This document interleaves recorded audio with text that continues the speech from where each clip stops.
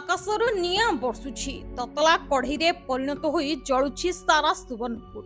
प्रबल ग्रीष्म प्रभाव रे जनजीवन अस्तव्यस्त होई पड़िछि। दिन बेला तापमात्रा 46 डिग्री उपरकू जाउथबा बेले राति रे तापमात्रा 30 डिग्री तळकू खसुनाही। प्रचंड ग्रीष्म प्रभाव गुळुगुळी जनजीवन को अस्तव्यस्त करुछि। ब्लास्ट फर्नेस रे परिणत होइछि सुवर्णपुर। सकाळ 8टारु रास्ता घाट सुनसान होई पड़ुछि। दुकान बजार खां खां लागुछि। मुंड गुंजिबाकू रास्ता घाट रे छाई खोजुछंती लोके। एथर अनुभूत हेउतबा प्रबल ग्रीष्म प्रभाव जोगु जनजीवन अस्तव्यस्त होई पड़िछि।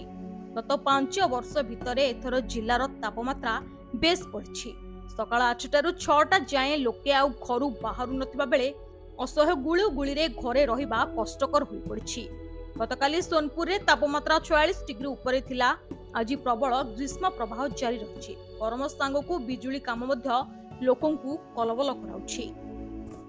पुणी थे सुवर्णपुर रे रेकर्ड करछि तापमात्रा जहाँकि 46.2 डिग्री थिला, जहाँकि सुवर्णपुर जिल्ला रे या होछि रेकर्ड तापमात्रा। तो ताकू नै कि सुवर्णपुर रे हंतसंत होउछंती लोके।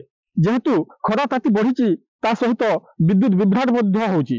धीरे धीरे सुनसान हेबाकू लागिलानी सहर। सीधा सड़क स्थानीय बासिंदा सहित आलोचना करबा कौन कहउछंती स्थानीय बासिंदा। 4 दिन हेलान घर सकाळु बाहरी नाबर 6टा रु बाहरी नाबर संध्या 7टा हेले बाहरी होजे 49-50 डिग्री रहउजे। बहुत अंशघात रे पीड़ित होइकरी हॉस्पिटल रे एडमिट होइजो।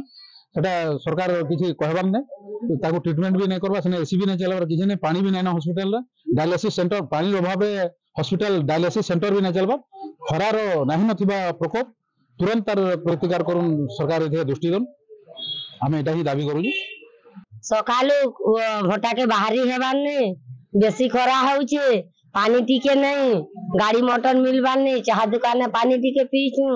आमे बहुत असुविधा रे चलुछु। सरकार रो सुविधा मिलबार नहीं, किछु नहीं।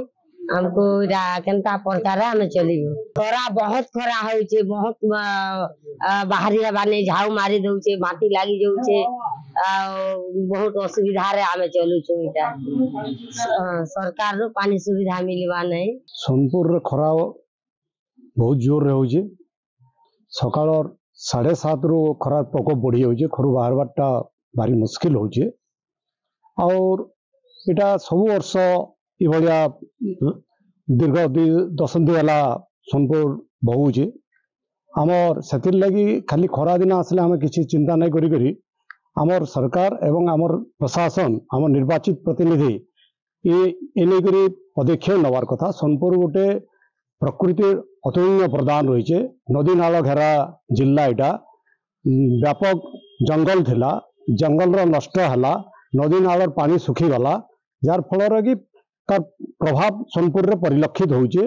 जेंटा कि 46-47 डिग्री होउचे, साडा तो हिसाब रे 46-47-50 काना होउचे, किंतु खरा सकाळू घरु बाहरी नाही हवार। से हिसाब रे योजना प्रणयन रो आवश्यकता होचे। सोनपुर रो भौगोलिक स्थिति नै करी प्रशासन एवं राजनेता माने तार प्रति देखबार कथा। से प्रति मोटे मोटे दृष्टि नै देबार फल रे सोनपुर जिल्ला आज प्रबल उत्ताप रे भोगुचे। जार फल रे जल कष्ट भी प्रबल सोनपुर जिल्लार विभिन्न ग्रामांचल रे जल टिके भी नहीं पाइबार, पानी टिके पीबार लगी बहुत कष्ट सूर्य, जहाँ की दुखदायक अटे। सरकार रो एते योजना जल पानी लगी हो, खरा दिन में वृक्षरोपण भी हो, सब कार्य पत्र रे चली व्यापक वृक्षरोपण होबार कथा। सोनपुर जिल्लार आमर जेतेबेले रिंग रोड बंद हला सेटा पूर्वरु सोनपुर शहर जाग गछ थिला। रिंग रोड रे हजार हजार गछ बळी पड़ला। तार परे और गछ लगाबार किसी चिंता नहीं कर। जदि भी गछ लगे तार किसी काम के नहीं। नदी कूले कूले आपण घंचिंग जंगल माने जेनटा कि आपण उत्ताप बालीर उत्ताप जलर उत्ताप जेनटा किरण नहीं आसी पारवा शहर मध्य के गरम उत्ताप टाके जलवायु टाके रोकी पारता, से भलिया घंच जंगल सृष्टि आबुता, से भलिया वृक्षर आवश्यकता 3-4 पदक्षेप नबार कथा। प्रथम गोटे छोट गछ, तारपरे गछ एमती 3 धाड़िया 4 धाड़िया करके गछ लगाबार कथा नदी कूल रे, जेनटा कि आमर मोटे मोटे से दिगरे पदक्षेप नहीं नबार, जार फल सोनपुर जिल्लावासी आम बहुत बहुत कष्ट पाऊँ।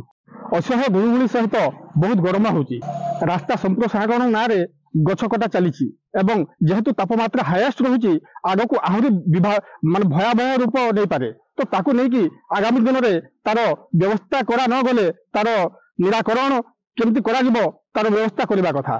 सोनपुर सरोज प्रकाश प्रधान, रेडियो न्यूज।